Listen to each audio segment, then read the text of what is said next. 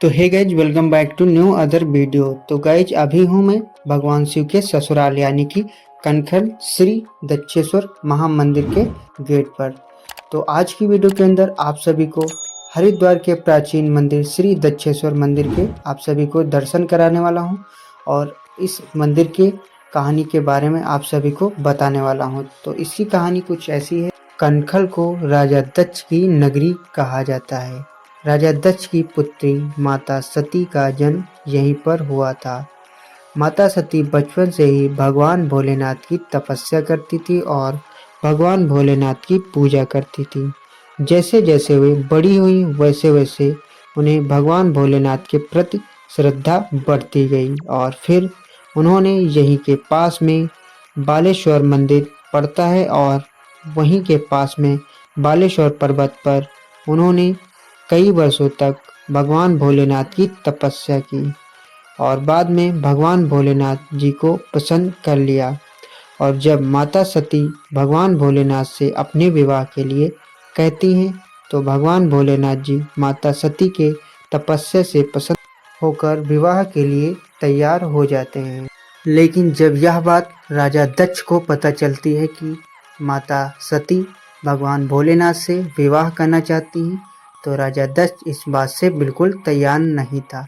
तैयार इसलिए नहीं था क्योंकि भगवान भोलेनाथ का जो वेशभूषा है, इसलिए राजा दक्ष इस विवाह से तैयार नहीं था। लेकिन अपनी बेटी सती के जिद के आगे उसे हाँ भरनी पड़ी और फिर हिमालय पर्वत से भगवान भोलेनाथ की बारात राजा दक्ष की नगरी यानी कि कनखल में आई थी और फिर भगवान भोलेनाथ और माता सती का विवाह हुआ और इसीलिए इस स्थान को भगवान भोलेनाथ की ससुराल कहा जाता है। विवाह के उपरांत राजा दक्ष ने एक बड़ी विशाल यज्ञ का आयोजन किया। राजा दक्ष ने लगभग सभी देवताओं को निमंत्रण दिया लेकिन भगवान शिव को निमंत्रण नहीं मिला। यह बात जब माता सती को पता चली तो उनको बहुत ही बुरा लगा, लेकिन फिर भी माता सती ने भगवान शिव से कहा कि इस यज्ञ में हमें भी शामिल होना चाहिए। तो भगवान शिव ने कहा, निमंत्रण नहीं है तो क्या, घर तो वही है। तो इसीलिए भगवान शिव ने माता सती को उस यज्ञ में जाने के लिए कहा। निमंत्रण न होने के कारण भगवान शिव वहां नहीं गए। माता सती वहां पर गई और वहां पर यज्ञ का आयोजन चल रहा था। लगभग सभी देवी देवता आए हुए थे। फिर वहां पर माता सती के सामने भगवान भोलेनाथ के प्रति अपमानजनक बातें कही गईं जो कि माता सती को बिल्कुल अच्छी नहीं लगी। वहीं पर यज्ञ के हवन कुंड में माता सती ने कूदकर अपने शरीर को त्याग दिया। यह बात जब भगवान शिव को पता चली तो उन्हें बहुत ही क्रोध हुआ और अपनी जटाओं को तोड़कर वीरभद्र की उपाधि की और वीरभद्र को आदेश दिया कि तुम कनखल जाओ और जो वहाँ यज्ञ चल रहा है उसे विवादित कर दो और जो राजा दक्ष का सर काट दो। यह बात सुनकर वीरभद्र भगवान भोलेनाथ के रूप में आकर वहाँ पर जो यज्ञ चल रहा था उसे नष्ट किया और फिर राजा दक्ष के सर को काट दिया। और फिर सभी देवी देवताओं ने भगवान भोलेनाथ के पास गए और उनसे हाथ जोड़कर कहा कि ऐसा कुछ करिए कि राजा दक्ष फिर से जीवित हो जाएं। तो भगवान भोलेनाथ जी ने एक बकरे का सर राजा दक्ष के सर पर लगा दिया और फिर राजा दक्ष जीवित हो गया।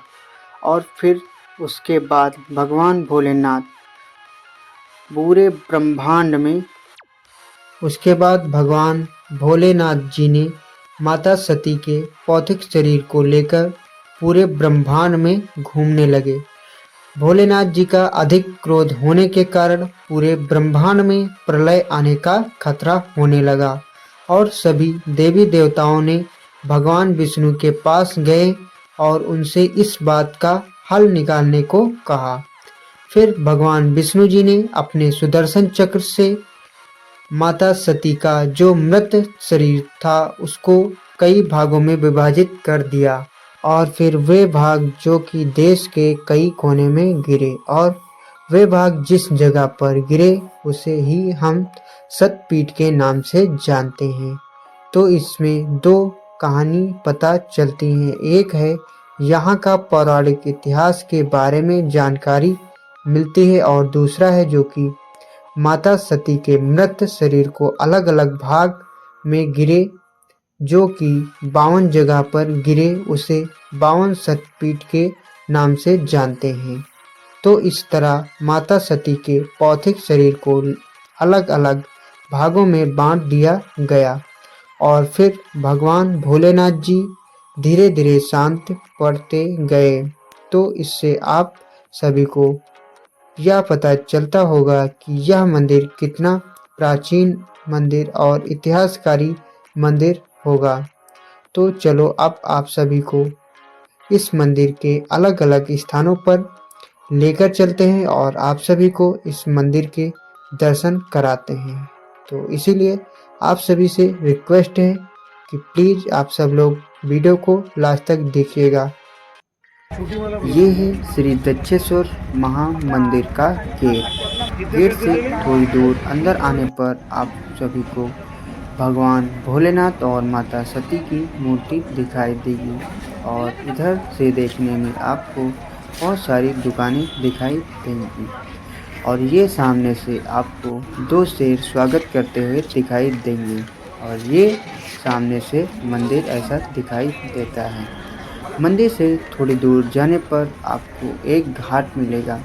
उस घाट में गंगा मैया बहती हुई जा रही हैं और अगर आप लोग गंगा मैया में स्नान कर प्रसाद चढ़ाना चाहते हैं तो चढ़ा सकते हैं।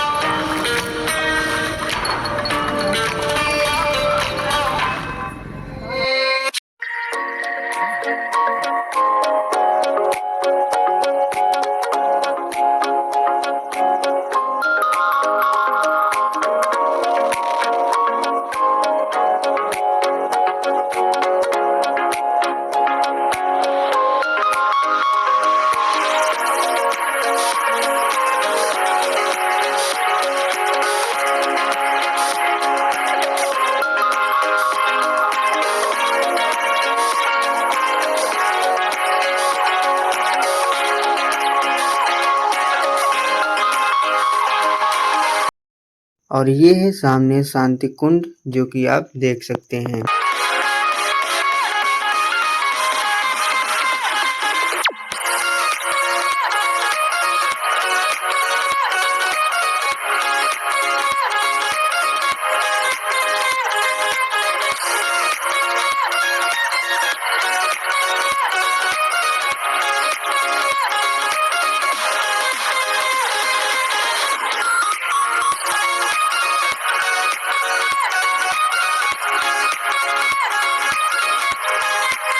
अब हम जाएंगे शीतला माता के मंदिर जहां पर माता सती का जन्म हुआ था।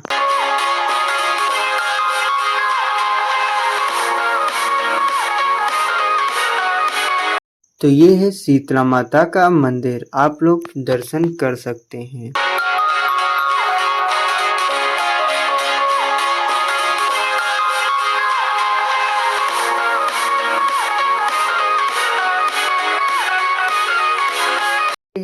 महाकालेश्वर एवं महाकाली मंदिर।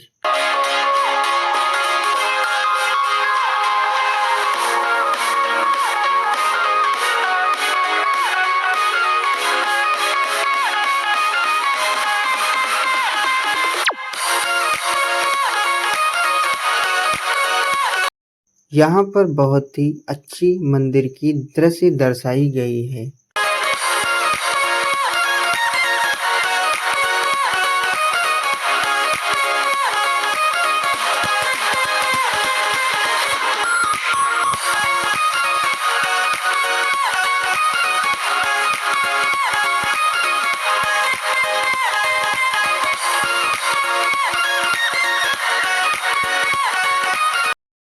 ये है हनुमान जी का मंदिर, आप लोग दर्शन कर सकते हैं और ये सामने भगवान भोलेनाथ का मंदिर है।